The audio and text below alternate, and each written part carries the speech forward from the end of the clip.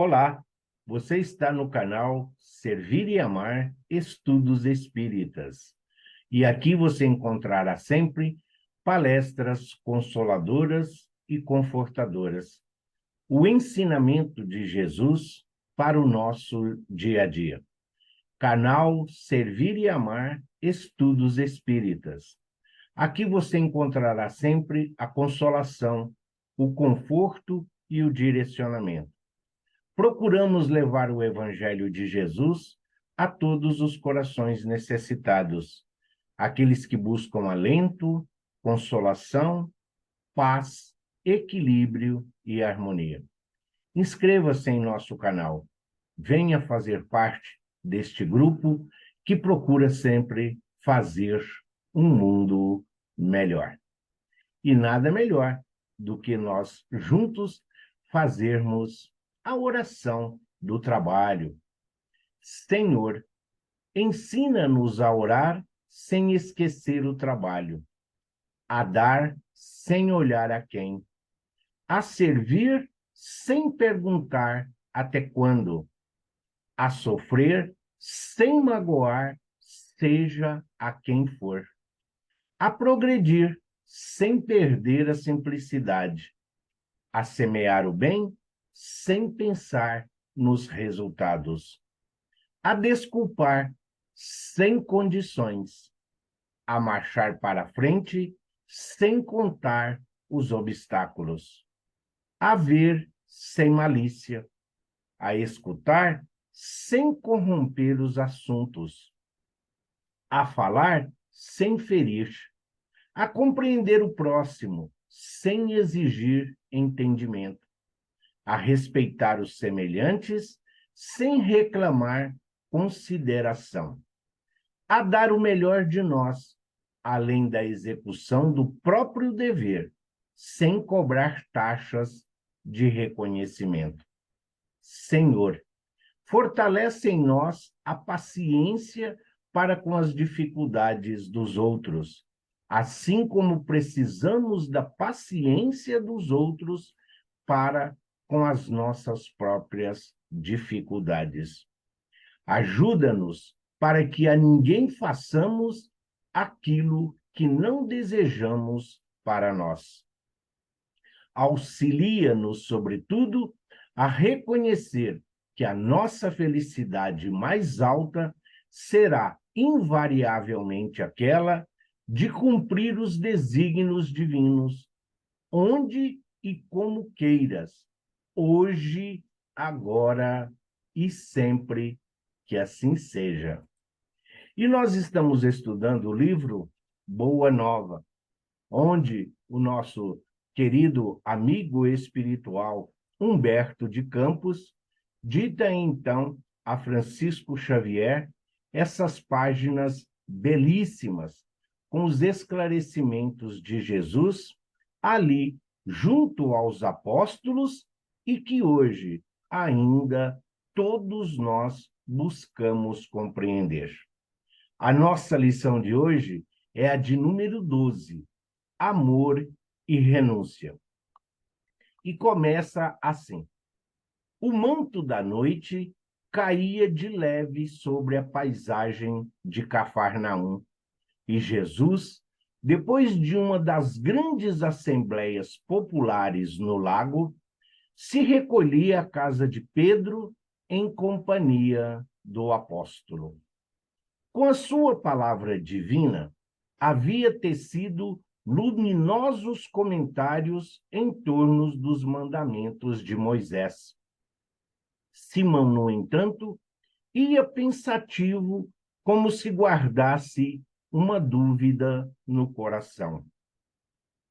Inquirindo com bondade pelo mestre, o apóstolo esclareceu: Senhor, em face dos vossos ensinamentos, como deveremos interpretar a vossa primeira manifestação, transformando a água em vinho nas bodas de Canaã? Não se tratava de uma festa mundana? O vinho não iria cooperar para o desenvolvimento da embriaguez e da gula? Jesus compreendeu o alcance da interpretação e sorriu. Simão, disse ele, conheces a alegria de servir a um amigo? Pedro não respondeu, pelo que o mestre continuou então. As bodas de Canaã foram um símbolo da nossa união na terra. O vinho ali foi bem o da alegria com que desejo selar a existência do reino de Deus nos corações aflitos. Estou com os meus amigos e amo-os a todos. Os afetos da alma, Simão, são laços misteriosos que nos conduzem a Deus. Saibamos santificar a nossa afeição, proporcionando aos nossos amigos o máximo da alegria, seja o nosso coração uma sala iluminada, onde eles se sintam tranquilos e ditosos. Tenhamos sempre júbilos novos, que os reconfortem. Nunca contaminemos a fonte da sua simpatia com a sombra dos nossos pesares. As mais belas horas da vida são as que empregamos em amá-los, enriquecendo-lhes as satisfações mais íntimas. Contudo, Simão Pedro, manifestando a estranheza que aquelas advertências lhe causavam, interpelou ainda o mestre com certa timidez. E como devemos proceder quando os amigos não entendam ou quando nos retribuam com ingratidão? Jesus pôs nele um olhar lúcido e respondeu: Pedro, o amor verdadeiro e sincero nunca espera recompensas. A renúncia é o seu ponto de apoio, como o ato de dar é a essência de sua vida. A capacidade de sentir grandes afeições já é em si mesmo um tesouro. A compreensão de um amigo deve ser para nós a maior recompensa. Todavia, quando a luz do entendimento tardar no espírito daqueles a quem amamos, deveremos lembrar-nos de que temos a sagrada compreensão de Deus que nos concede, que nos confere os propósitos mais puros. Ainda que todos os amigos do mundo se convertessem um dia em nossos adversários, ou mesmo em nossos algozes, jamais nos poderiam privar da alegria infinita de haver-lhes dado alguma coisa. E com um olhar absorto na paisagem crepuscular, onde vibravam sutis harmonias, Jesus ponderou profeticamente: o vinho de Canaã poderá um dia transformar-se no vinagre da amargura.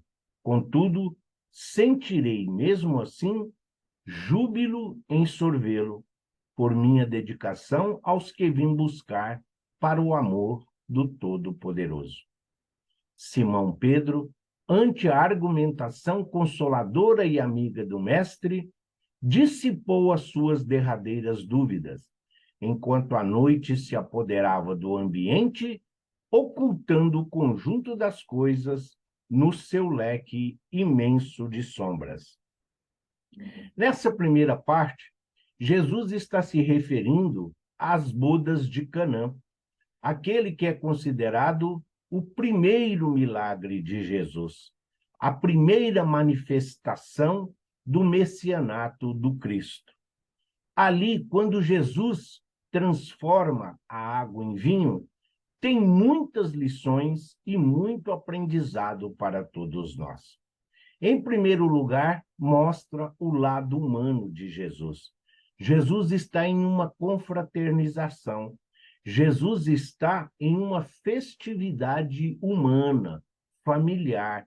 Jesus está ali com a sua mãe, Maria, e alguns dos seus apóstolos. Falta, então, o vinho. E ali, todos começam a ficar preocupados, inclusive Maria, que vai indagar ao filho. Filho, o vinho acabou. E ele diz, mulher ou mãe, ainda não chegou a minha hora. Mas obedece à solicitação daquela que lhe concedeu a oportunidade da vida aqui em forma humana. Mostra obediência, mostra respeito para com a sua genitora, para com a sua mãe. Maria, então, dirige-se aos serviçais, recomendando-lhes: faça tudo que ele lhes pedir. E na saída, retornando para os seus afazeres, Pedro então vai indagar a Jesus. Mas Jesus, como é que pode você, numa festa mundana, como pode tu transformar a água em vinho, a embriaguez, a gula? E no que Jesus responde: Pedro, eu servi a um amigo. Eu tive a oportunidade de ser útil a um amigo. Eu pude contribuir na alegria e na felicidade de um amigo. Se alguns vão exagerar, se alguns vão desequilibrar, nós não temos culpa. Ou diz, como diz ele a Pedro, a culpa não é minha. Nós temos que ver a intenção. E isso representa o quê? Essa transformação da água em vinho poderia ser para todos nós a nossa vida, a nossa jornada. O que somos nós? Aquele vinho que acabou, são os nossos vícios, são as nossas imperfeições, é a nossa ignorância, os nossos preconceitos, a nossa discriminação. Tudo isso acabou. E então, Maria vem pedir, Jesus, filho, acabou o vinho. E Jesus nos dá um novo vinho, o vinho da misericórdia, o vinho da paz, o vinho da harmonia e da resignação.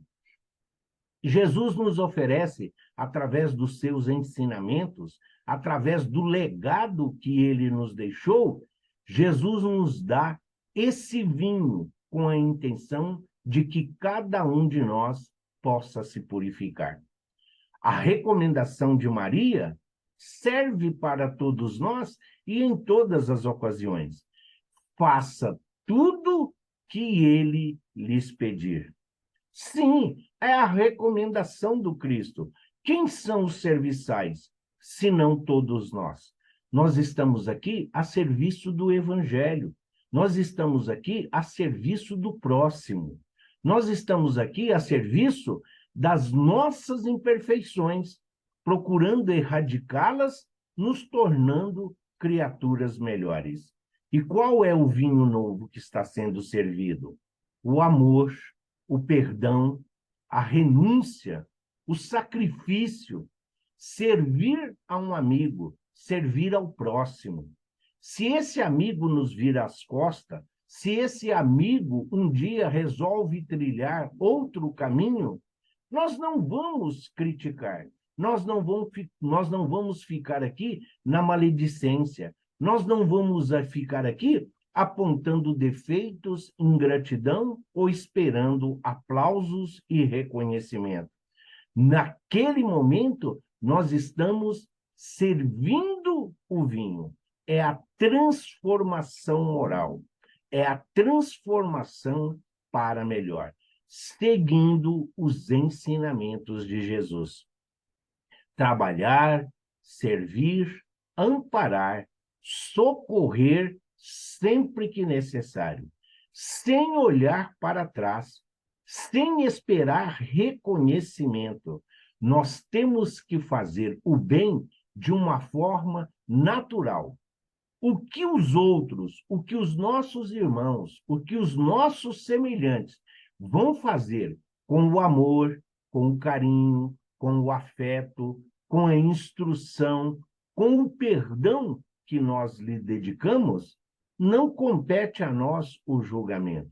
O importante é que, onde eles estiverem, como estiverem e com quem estiverem, nós vamos lembrar sempre de que um dia nós tivemos a oportunidade de servi-los em nome de Jesus.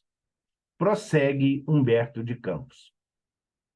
Muito tempo ainda não decorrera sobre essa conversação, quando o mestre, em seus ensinos, deixou perceber que todos os homens que não estivessem decididos a colocar o reino de Deus acima de pais, mães e irmãos terrestres, não podiam ser seus discípulos.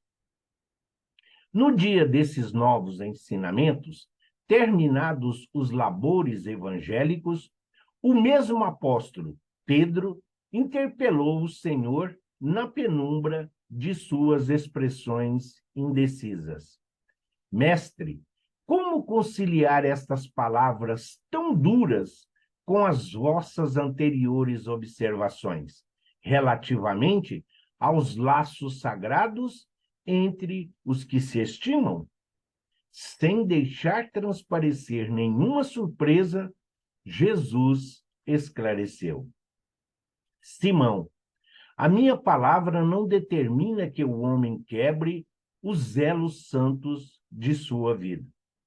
Antes, exalta os que tiverem a verdadeira fé para colocar o poder de Deus acima de todas as coisas e de todos os seres da criação infinita.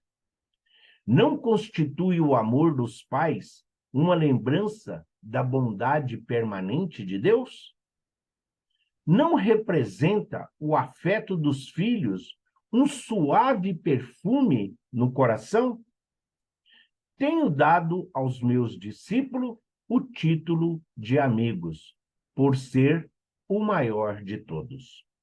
O Evangelho, continuou o mestre, estando o apóstolo a ouvi-lo atentamente, não pode condenar os laços de família, mas coloca acima deles o laço indestrutível da paternidade de Deus. O reino do céu no coração deve ser o tema central de nossa vida. Tudo mais é acessório. A família no mundo está igualmente subordinada aos imperativos dessa edificação. Já pensastes, Pedro, no supremo sacrifício da renúncia? Todos os homens sabem conservar, são raros os que sabem privar-se. Na construção do reino de Deus, chega um instante de separação que é necessário se saiba suportar com sincero desprendimento. E essa separação não é apenas a que se verifica pela morte do corpo, muitas vezes proveitosa e providencial, mas também a das posições estimáveis no mundo e da família terrestre, a do viver nas paisagens queridas, ou então a de uma alma bem amada que preferiu ficar à distância entre as flores venenosas de um dia. Ah, Simão, quão poucos sabem partir por algum tempo do lar tranquilo ou dos braços adorados de uma afeição por amor ao reino que é o tabernáculo da vida eterna. Quão poucos saberão suportar a calúnia, o apodo, a indiferença por desejarem permanecer dentro de suas criações individuais, cerrando os ouvidos. A advertência do céu para que se afastem tranquilamente. Como são raros os que sabem ceder a partir do silêncio por amor ao reino, esperando o instante em que Deus se pronuncia. Entretanto, Pedro, ninguém se edificará sem conhecer essa virtude de saber renunciar com alegria em obediência à vontade de Deus. No momento oportuno, compreendo a sublimidade de seus desígnios.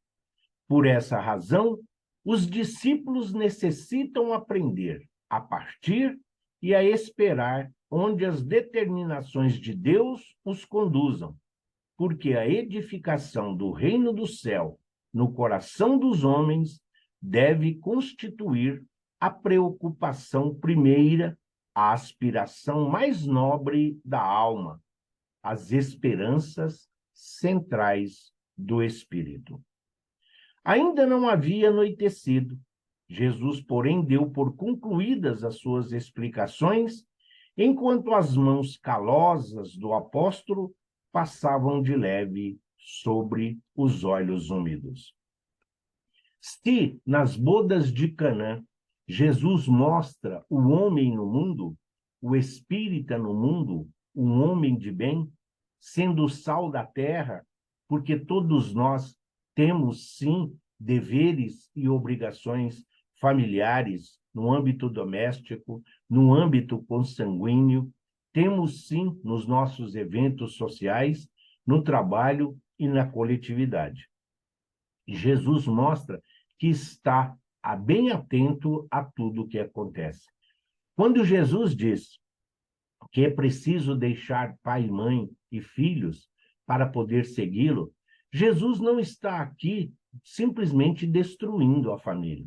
Jesus não está aqui dizendo que a família não tem importância, que o ambiente doméstico é em segundo ou terceiro plano. Na nossa condição evolutiva, é ainda a célula principal do nosso aprendizado, das reparações e dos resgates de nossas imperfeições do pretérito. O que Jesus está dizendo é que nós precisamos dedicar alguns minutos diários, algumas horas semanais para este encontro com Deus, com o Criador, com o Todo-Poderoso. Socorrer a quem precisa, curar as feridas, alimentar a quem tem fome, saciar a sede do sedento, acalmar os corações aflitos, levando-lhe a esperança, ajudando a vencer a mentira, apresentando a verdade que liberta e que esclarece, mostrando a todos que Jesus é o caminho. Sim, assim como nós temos as nossas obrigações no âmbito doméstico, no nosso âmbito material, financeiro, profissional ou corporativo, sim, mas ao retornarmos para a nossa casa, ao retornarmos ao nosso lar, junto aos nossos amados, reunidos pela misericórdia divina, no que hoje conhecemos como família, todos nós não esquecemos o trabalho, nós não esquecemos as nossas convenções sociais, mas todos nós podemos nos dedicar a serviço do próximo. Ajudar, auxiliar, instruir, amparar, esclarecer. Existem N formas hoje de se ajudar. Todos nós temos a oportunidade bendita de servir a estes irmãos e companheiros, sim, em nome de Jesus. Então, o que Jesus está dizendo? Que todos nós, nesses breves momentos, nesses breves minutos, ou nessas horas escassas, diante de tantos afazeres que hoje constitui o nosso dia a dia, mas quando nós estivermos a serviço do Evangelho, quando nós estivermos na condição de ferramentas, de instrumentos a serviço do bem, do amor, tenhamos todo cuidado com as nossas atitudes. Fazer a caridade sem humilhar. Ensinar sem ser ali rígido, disciplinar sem ser grosseiro. Sim, instruir de acordo com a necessidade de cada um. Não é educar, ensinar, não é mostrar intelectualidade, não é mostrar conhecimento literário. Ensinar, educar para uma moral elevada, que é o que todos nós estamos buscando, é exemplificar aquilo que o Cristo viveu aqui entre nós. Então, quando Jesus disse amar ao pai, à mãe, aos filhos, aos irmãos, deixar o lar, não é abandonar a família, não é abandonar o ambiente doméstico, é nos dedicarmos a alguns momentos da nossa existência para poder levar o evangelho aos corações necessitados. Isso mostra a nossa gratidão a Deus pela oportunidade bendita da vida, aquele que nos fez a sua imagem e semelhança. Jesus é o caminho, então, que nós estamos a trilhar? Então, convidemos todos aqueles que estão perdidos, desorientados, a trilhar este caminho conosco. Sim, o caminho é Jesus, mas nós podemos ser condutores, porque se já estamos no caminho, vamos removendo obstáculos, perigos para aqueles que ainda têm a dificuldade de enxergar. Vamos ser os olhos dos que não veem, vamos ser os ouvidos dos que não ouvem. Vamos dar voz àqueles que ainda se encontram mudos. Sim, Jesus não veio para os sãos, Jesus não veio para os que têm saúde, e ele está nos oferecendo a oportunidade bendita de amar e de servir, porque assim nós vamos nos reconciliando com a lei divina. Prossegue Humberto de Campos. Dando testemunho real de seus ensinamentos, o Cristo soube ser, em todas as circunstâncias, o amigo fiel e dedicado. Nas elucidações de João, vemo-no a exclamar: já não vos chamo servos, porque o servo não sabe o que faz o seu senhor. Tenho-vos chamado amigos, porque vos revelei tudo quanto ouvi de meu Pai. E na narrativa de Lucas, ouvimos-lo dizer antes da hora extrema: tenho desejado ansiosamente comer convosco esta Páscoa antes da minha paixão. A consideração de Jesus por nós, as suas ovelhas, as ovelhas do seu redil, um só pastor, um só rebanho. Então Jesus deixa bem claro: eu já não os chamo de servo. Servo pressupõe-se uma inferioridade àquela época. Servo é um serviçal, é um empregado, é um funcionário. Jesus nos chama de amigos e ele ainda confessa a todos nós: eu vos deixei, vos ensinei tudo o que eu ouvi de nosso Pai. Então, não é só a consideração, não é só o legado, é a herança que Jesus nos deixou. Aquilo, o seu patrimônio espiritual, o seu patrimônio que ele herdou de Deus, ele está compartilhando conosco. Paulo de Tarso diz que nós somos herdeiros de Deus e co-herdeiros do Cristo. E aqui, nas palavras do evangelista João e do evangelista Lucas, deixa bem claro Jesus comungando conosco da nossa vida e do nosso aprendizado.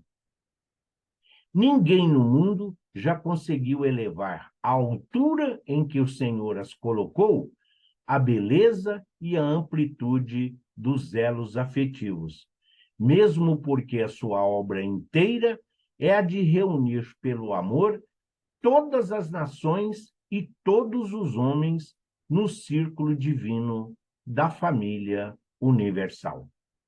Mas também por demonstrar que o reino de Deus deve constituir a preocupação primeira das almas, ninguém como ele soube retirar-se das posições no instante oportuno, em obediência aos desígnios divinos. Depois da magnífica vitória na entrada em Jerusalém, é traído por um dos seus discípulos amados. Negam-no com seus seguidores e companheiros. Suas ideias são tidas como perversoras e revolucionárias. É acusado como bandido e feiticeiro. Sua morte passa por ser a de um ladrão. Jesus, entretanto, ensina às criaturas, nessa hora suprema, a excelsa virtude de retirar-se com a solidão dos homens, mas com a proteção de Deus. Ele, que transformara toda a Galileia numa fonte divina, que se levantara com desassombro contra as hipocrisias do farisaísmo do tempo, que desapontara os cambistas no próprio templo de Jerusalém, como advogado enérgico e superior de todas as grandes causas da verdade e do bem, passa no dia do Calvário em espetáculo para o povo, com a alma no maravilhoso e profundo silêncio. Sem proferir a mais leve acusação, caminha humilde, coroado de espinhos, sustentando nas mãos uma cana imunda, à guisa de cetro, vestindo a túnica da ironia, sob as cusparadas dos populares exaltados, de faces sangrentas e passos vacilantes, sob o peso da cruz, vilipendiado e submisso.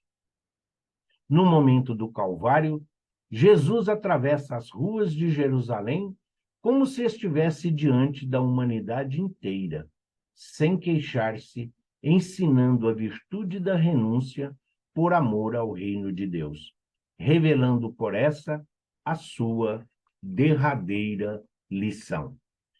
Amor e renúncia. Então, Jesus aqui arremata, dizendo para nós o que será, o que nós vamos levar da nossa existência corporal, a que hoje nós estamos vivenciando. Não importa o quanto nós amamos, não temos o direito de cobrar amor, nós não temos direito de cobrar sentimento de quem quer que seja.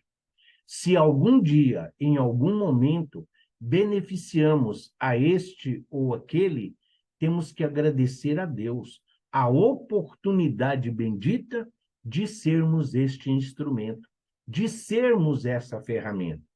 Não esperar ali o aplauso, não esperar uma plateia para que nós possamos contribuir, para que nós possamos colaborar. Judas, sim, Judas traiu Jesus.